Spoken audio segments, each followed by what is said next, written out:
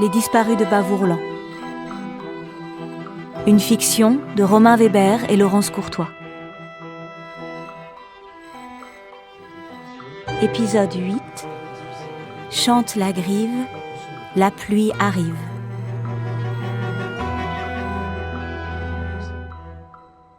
Mesdames et messieurs, bonjour. La canicule encore et toujours dans la région aujourd'hui. L'air reste très sec et les températures ça ne s'arrêtera jamais. encore. On a 36 degrés à Vesoul cet après-midi, 35 à Pontarlier et même 37 à Lons-le-Saunier. Mais la situation change enfin à partir de demain. L'anticyclone se déplace, qui fait revenir la pluie dans toute la région. Merci, Voilà qui mon va Dieu, bien. merci. La perturbation croisera l'air chaud. Il faut s'attendre localement à de violents orages demain, dans l'après-midi et dans la soirée. Oh, Un grand coup de frein donc sur les températures demain. 28 degrés à Vesoul, 27 à Poligny et 26 à Lons-le-Saunier. Je vous retrouve ce soir après les informations. j'arrive. Un instant.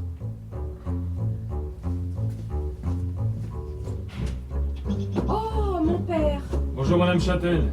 entrez. Vous avez vu? Demain, c'est fini. C'est fini? Demain, il pleut. Vous ne saviez pas? Comment ça? Vous saviez, vous? Depuis hier, oui. Tenez.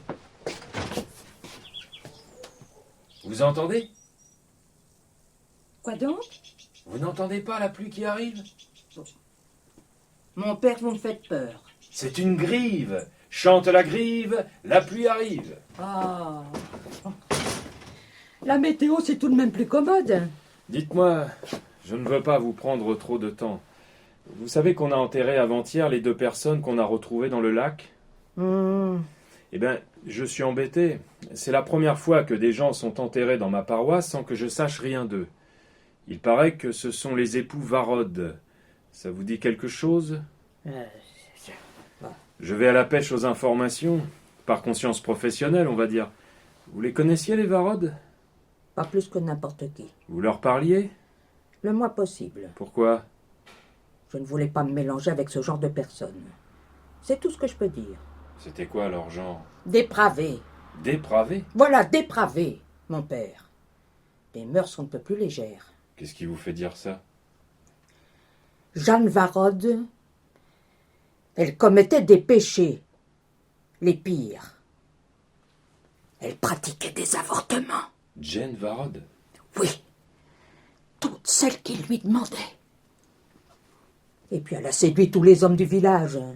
Il paraît qu'elle était très belle. La beauté du diable, vous voulez dire. Oh. Et puis son mari, il n'était pas en reste. C'est-à-dire? Un petit prétentieux, voilà. Et puis si vous voulez vraiment savoir, eh bien je vais vous le dire. Quoi? Il a fait un enfant à Rita Majoubi. La femme d'Ahmed? Elle-même. Elle était enceinte quand elle s'est suicidée? Non. Il a demandé à sa femme de sortir les aiguilles à tricoter. Et pas pour se faire un pull. Vous en êtes sûr de ça? Tout le monde l'a su à l'époque. Ahmed aussi? J'arrive. Bien sûr qu'il l'a su. C'était une semaine avant que Rita se suicide. Rita et Abel Varod, il les aurait tués, Ahmed. Bonjour Christine. Qu'est-ce que tu fais là? Comme tu sembles heureuse de me voir, je ne te dérange que quelques secondes. J'ai trouvé une lettre sur le banc en face. Tu me pardonneras, l'enveloppe était ouverte. J'ai pas pu m'empêcher de la lire. Elle est très instructive. Donne-la-moi. C'est pour ça que je suis ici. Ah, bonjour mon père. Monsieur Broyard?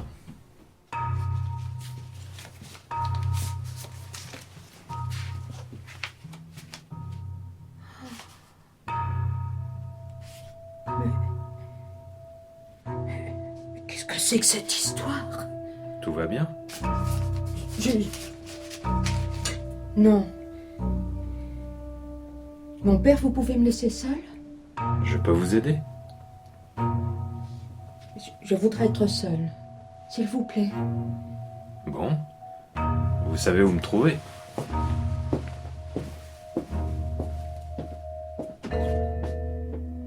La météo est une science très pratique, je le conçois.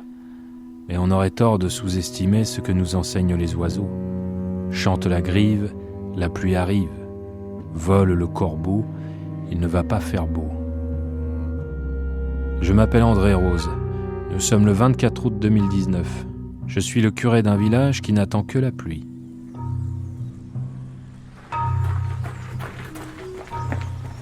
Monsieur Broyard! Monsieur Broyard! Oui, monsieur Rose. Et enfin, qu'est-ce qui se passe? Madame Châtel est complètement retournée. Elle a reçu une lettre. Je la lui ai portée. Quoi comme lettre?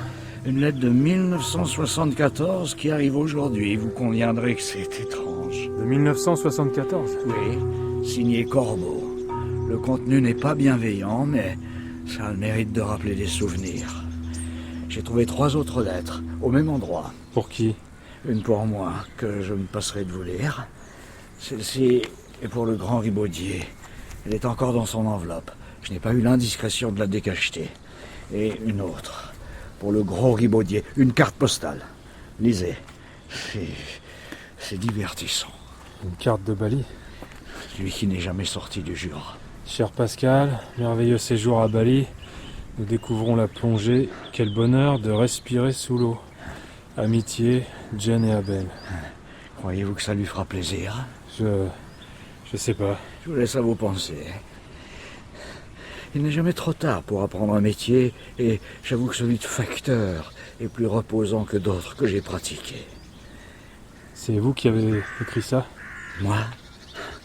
Je suis tellement apprécié ici, ce serait dommage de risquer ma réputation bêtement. Je ne sais plus qui croire. Et moi, au contraire, je viens de tout comprendre. 45 ans de mensonges qui partent en fumée. Vous entendez? Quoi? La grive. La pluie arrive. Passez une merveilleuse journée, mon père.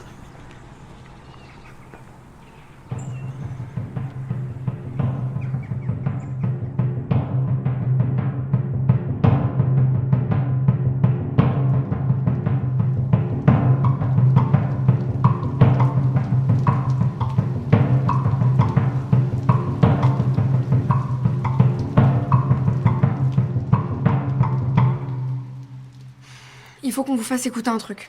On a reçu un message de la journaliste de l'Est républicain. Écoutez ça, monsieur Rose. Bonjour Bérénice, bonjour Titouan. Je viens de trouver dans les archives un article intéressant. En fait, les Varod n'auraient pas été les seuls absents du déménagement en 74. Il y aurait une 3e personne, un certain Ferdinand Broyard, qui aurait disparu au même moment. Voilà. J'en sais pas plus, mais j'ai pensé que ça vous intéresserait.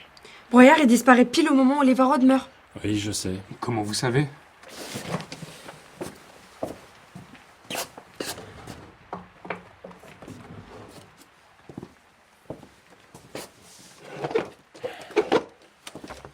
Ça, c'est le carnet du père Fissou que j'ai remplacé l'année dernière.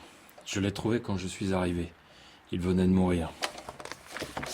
Regardez. Là. Le 27 novembre 74, il écrit ça.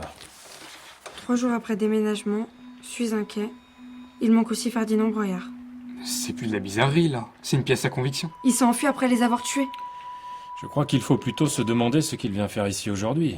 Tout le monde le déteste, il n'a pas de famille, plus de maison, et il débarque juste au moment où on retrouve 2 corps dans le lac. Qu'est-ce qu'il fait ici, cet homme? Il est venu terminer le boulot. Quel boulot? Merceau est venu me voir ce matin. Il cherchait mon grand-père, il disait qu'il s'inquiétait pour lui. Et il a fini par cracher le morceau. Mon grand-père a reçu une lettre. Pareil qu'il y a 45 ans. C'est même daté de 74 et c'est signé Corbeau. Ton grand-père aussi? Il y en a d'autres? Madame Châtel en a reçu une. Les Ribaudier aussi. Ils en reçoivent tous. Vous trouvez pas ça bizarre? Broyard, il réapparaît après je sais pas combien de temps, et 3 jours après, il y a le Corbeau qui revient. C'est lui le corbeau, ça a toujours été lui. C'est lui qui a trouvé les lettres pour Madame Châtel et pour les Ribaudier. Bah, il s'est pas foulé. Et c'est lui qui a reçu la première lettre en 73. Non. Si, il me l'a montré. Oui, mais il disparaît juste quand les Varod se font buter. Ensuite, il se ramène 45 ans après, pile quand le Corbeau revient. Et en plus, c'est lui qui tombe sur les lettres. Mais qu'est-ce qu'il faut de plus? C'est le seul à être venu sur leur tombe. Et le seul qui est venu voir en bas. C'était pas Jane Varrod, le corbeau? C'était Broyard. Et il a tout fait pour l'accuser, elle. C'est pas possible. Il en était amoureux. Quoi? Il me l'a dit. Il était amoureux de Jane Varrod. Et bah peut-être qu'elle, elle était pas amoureuse de lui et qu'il a voulu se venger. Mais pourquoi il les aurait tués après? Pour se blanchir. Tout le monde pensait que c'était Jane. Donc s'il l'a tué et qu'il arrêtait d'écrire, personne ne pouvait le soupçonner lui. Tout? C'est Broyard? Et un mec assez tordu pour faire accuser la fille dont il est amoureux, il est capable de tout. On le tient le coupable. C'est chez les Ribaudier.